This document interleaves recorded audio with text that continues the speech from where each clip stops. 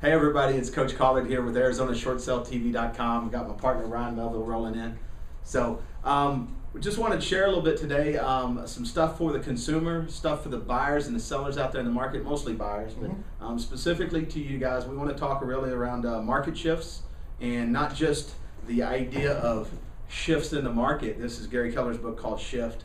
But it's more around national and regional and local shifts and kind of how that does things. So you want to lead in with it, or? Yeah, let's just, most of us, we watch the news, Okay. right? We mostly, Oh my God. yeah, a lot of the consumers get their real estate news from the news or the newspaper. Right, and if y'all don't know what we feel about the media and the newscasting and stuff around real estate, feel free to make an inquiry and we'll do you a special video with some special flavoring on it. Definitely, but places like CNN or MSNBC, the national news organizations, they may make comments about the Phoenix market as in general. And as you guys probably know, Phoenix is huge. And for somebody to say, this is what's going on in the Phoenix market and affect a lot of our people that are probably watching this video, their mindset, when they don't know what's going on in really in the Phoenix market, because Phoenix is huge, and what happens down in Queen Creek may not be happening in Paradise Valley, or it's not happening in Paradise Valley. Right, right. Well, even before you get to the local differences that you're describing there, really what Ryan's talking about is the fact that you've got a national media outlet reporting news, and they're saying Phoenix is experiencing this, or California, Florida, Nevada, and Arizona are experiencing this. And they've got a national or even an international perspective. They might even live in like New York or Chicago or Boston or something, and they really have no perspective on the regional or even technically the local market. So they're coming from a national perspective, talking about a place they don't know. Now let me explain this to you and kind of catch your attention. If you're not from Phoenix, most of you probably don't know this, but Phoenix is actually the 5th most populated city in the nation. And when I first learned that like 7 years ago, it blew my mind. I can tell when I get on the freeway at 5 o'clock. Okay. I mean, get on the I-10 at 5 o'clock. And well, but you're also from here. I'm born and raised. You got my perspective. I grew up in Dallas-Fort Worth. Yeah. I spent some time in Houston. I've been to Chicago. I've been to Miami. The real traffic? Right. That's real traffic. Now I'm talking about a smaller city technically. Yeah. The DFW Metroplex is actually bigger, but has less people than Phoenix. And most people don't know Phoenix is that big. So there's a lot of just obvious things that most people won't see that are big difference maker.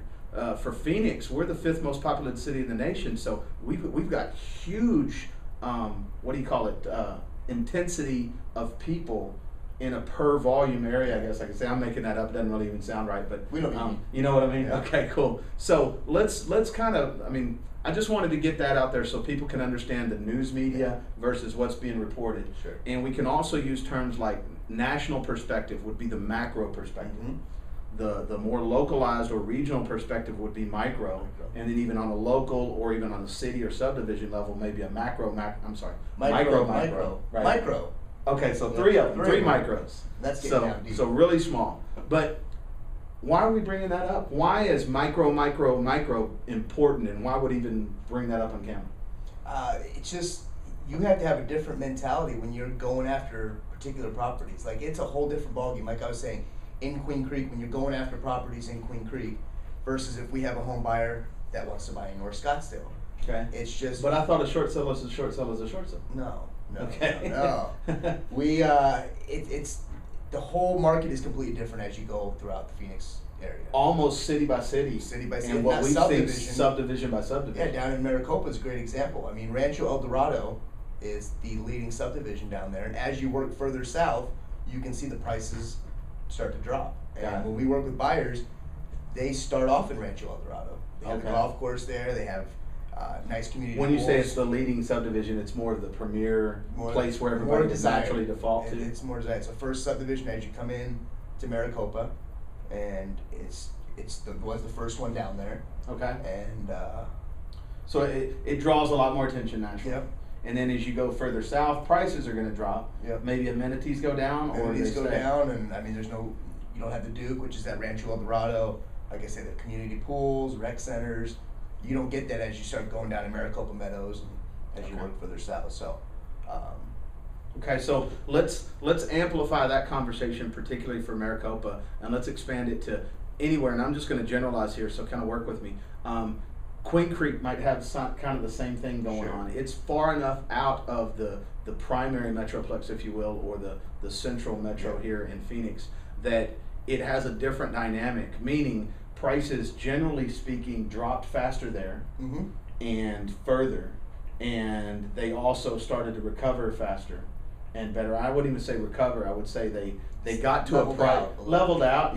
Yeah, good word. Because the leveling out, basically, those prices got to an affordable price point for Sure. the masses faster than some other properties. Yeah, they dropped. I mean, overnight. Tremendously. Tremendously. Yeah. Over the last year, we had a buyer that was actually we closed on today, Mm-hmm. and she started looking 3 years ago, and last summer she almost pulled the trigger, Okay. and she got that gut feeling that she wants to wait, and today she walked away with an interest rate of almost 4.5. Wow. Home that she purchased was probably 50 grand less this summer versus last summer, so The same house. same house, Wow. same house. So It was probably like 4,000 square feet, or no, it was a small guy. Okay. It was a small guy, but she waited, and everything aligned right, and Got it. she made the purchase. So it's truly a timing issue. Yeah. Really, what it comes down to, guys, that we're really having this discussion for y'all. You as a buyer in the market, regardless of whether you're an investor or whether you're a first-time home buyer or maybe just a resale buyer and you're looking to buy again, Mhm. it's important that not only do you have some of the strategies that we talked about before in some of the previous videos, but that you're aware of market shifts, Yeah. both nationally, which would be macro shifts, and then regional, which would be micro shifts, and then even local and city and subdivision, which would be just keep adding micros to the conversation. So it's really important. The depreciation market has created such an anomaly that we have pockets of activities that look similar on different ends of the city, and then other areas which would normally, have a separation might be working completely congruent. So just important for you guys to be empowered with strategies and work with people like us that have a different perspective that can help you be empowered and educated in the market versus fear-based and oh my God, I just got to go type thing. Sure. Because that's where people make mistakes. And we're all about you guys. We're all about you being informed, and especially in a REO short sale foreclosure market, it's a tough game. So you got anything to add to it? I think we're probably running. I think some we're running time. out of time here. So one thing I do want to add is we have links on our website Yep. to previous videos. Also over here on the left-hand side, if you scroll down, you can sign up to get email notification. If you don't want to check the site every morning, we have videos at about 5 o'clock Monday through Friday, 5 a.m. But if you want to get an email letting you know of new postings, sign up and we'll send you an email every morning with the new link to the video. Right on. Cool. And hey guys, we're going to solicit, we'd like your comments, we'd like your feedback. Regardless of who you are, if you're a real estate professional, if you're a consumer out in the market, if you're a business professional, what have you, we're interested in your feedback around what kind of value this is creating for you. So hopefully we know we're covering the relevant Yeah. information. We just hope you guys get it. Yep. So We're good. We're soliciting feedback. So we'll talk to you soon. Yeah, and one thing I do want to point out, on our website we do have the MLS, so if Yeah, you want yeah. to jump in and start doing some searching, go down over here on the right hand side. Let's just show them right down. Let's see here. It's actually going to be right below this. The logo here will be the search the MLS button. So click that, and it'll take them right over to the MLS site. Right on, guys. It's So- all about empowerment for you guys, and I think we'll leave it there. Good. It's ArizonaShortSaleTV.com. We're signing off. We'll see you soon.